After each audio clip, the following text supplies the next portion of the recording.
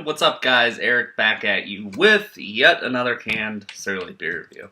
Today we're looking at the newest seasonal from Surly Brewing Company. It's 2013 Surly Wet Ultra Fresh Hop Beer. The story behind Surly Wet is in previous years, I wanted to say within 72 hours, this beer was brewed with fresh hops flown in directly from Yakima Valley. This year they went with Hophead Farms from Michigan, I believe. And years past, there was all Citra, and then Citra and Simcoe blend, and then this year a Centennial and Cascade, and from hops grown here in the Midwest, which is really cool to use locally sourced hops. However, it is deemed a West Coast style IPA. So I've got it poured out. It poured really clear and hazy, or really clear with a 2 fat finger head at one point, but I wanted to sip it, get my impressions on it, because it is my favorite Surly beer. And the fresh hop beers are all the craze now, and they're very expensive to make, and I know they're not exactly feasible for a brewery to put into mass production. So there's one canning run of this, I believe. Don't quote me, but pretty sure. Tanks are full at Surly with Darkness. Darkness production is up. Furious production is up. Market is expanding for Surly, so understandably that they could only make a little bit of this. Believe that the hops this year, there was 800 pounds of the one variety and 400 of the other. And in previous years, I wanted to say there was like 4,000 pounds of said hop going in. So as you can imagine, that's going to reduce the batch size a lot. Clocks in at 7.5% alcohol by volume.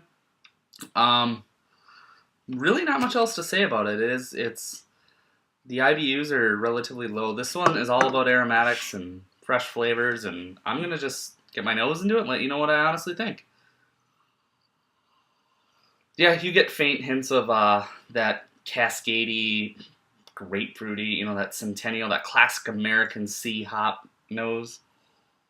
There's a good amount of earthy resin, slight dank character, and a slight brewer's malt coming through, with the house yeast of Surly always coming through for whatever reason. But overall, not as impressive on the nose as previous years. I remember previous years I would get a glass on tap or open up a can, and it was like this, it's almost like when you open a can of Heady Topper, it's just like wafting out at you, or zombie dust. That's how Surly Wet was. This year it's a little bit tamed down, and I don't know if that's because you're using Midwest grown hops versus Yakima Valley hops, or the varietals. I know things change as a brewer. But yeah, let's taste it.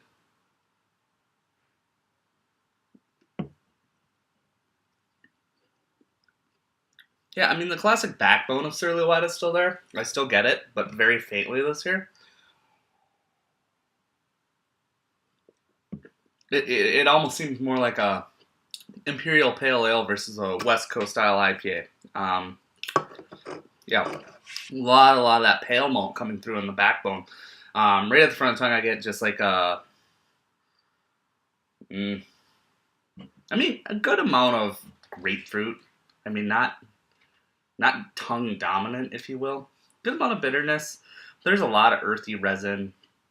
Not entirely resinous, but you can feel it coating your mouth and your tongue, and it's impressive. But it brings me to my final closing point. Surly Wet in previous years for me was deemed my favorite IPA. And I saw way too much of it out, man. I mean, we're talking hundreds of dollars over the years on Surly Wet. And this year, there's one run, so I bought 2 4-packs, and that's all I get this year. And that's fine. That's not my qualms. My qualms about wet hop beers is, A, they're super expensive to make for the brewery, like I said. And I get that. But 2 is, when is this craft beer bubble going to break? I mean, hop contracts are they're planned out almost yearly in advance, because if you want said hop, you need to plan for it, because everyone wants that hop. So that's your Mosaic, that's your Citra, that's your Galaxy, that's your Nelson Sauvin, that's your Motueka, that's, Belma's another new one that everyone's liking. So with that said, I think a lot of breweries sometimes will have to completely change the way they brew a beer because they can't get the hops they want. And I'm not saying Surly did that this year with Wet, But I have a feeling Todd really liked using Simcoe and Simcoe and Citra, and for obvious reason, it's one of the best, if not the best, wet hop beer. I believe it's #1 on Rate Beer. So, when's this bubble gonna burst, guys? Your prediction was below. Is craft beer getting too big? Is it suffering like a symbiotic relationship of itself? Is something, it's something that's so awesome, but yet is detracting from itself because there's just too much. And I feel for Surly, and I feel for any other brewery that can't get what they want, hop wise, because there are over 2,500 craft breweries in America or whatever it is now. Whereas a year and a half ago, 2 years ago, 3 years ago, when this first was made, there was less than 1,800. You do the math, guys. I'm not going to knock Surly for using a locally produced hop. I think that's awesome. Wet isn't what it once was with the Citra Simcoe varieties, but that's hops, and that's the science of hops. They're all different. So with what they have and what they used, I still love Surly Wet, and I'm going a 93 out of 100. So we'll definitely see you in another beer review. Surly Darkness Day is coming up. I did touch in my last video about going on a hiatus. I actually am not moving until last weekend in October, which is Darkness Day, and I'm going to go. Priorities, right? With that said, I'm just going to keep probably doing 1 or 2 beer reviews a week if I can.